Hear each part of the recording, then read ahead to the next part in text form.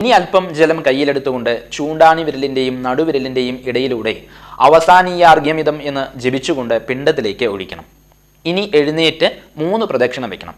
പ്രദക്ഷിണം വെക്കുന്നത് പാപനാശത്തിനായാണ്. അത് ഉൾക്കൊണ്ട് വേണം ചെയ്യാൻ. ഇങ്ങനെ ചെയ്ത് ഭഗവാൻ ശങ്കരനെ പ്രാർത്ഥിക്കുക. തുടർന്ന് പിണ്ടത്തിൽ തൊട്ടുകൊണ്ട് പിതൃഗതിക്കായി പ്രാർത്ഥിക്കാം.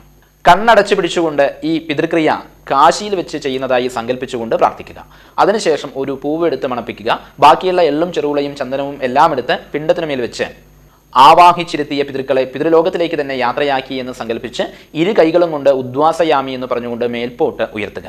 കാലിയായ 2ാമത്തെ ഇല പിണ്ടതർപ്പണം ചെയ്ത ഇലയുടെ മുകളിൽ കമിഴ്ത്തി വെക്കുക. പവിത്രമോതിരവും കൂർച്ചവും കെട്ടഴിച്ച് ഇലയുടെ അടിയിലായിട്ട് ഇടുക.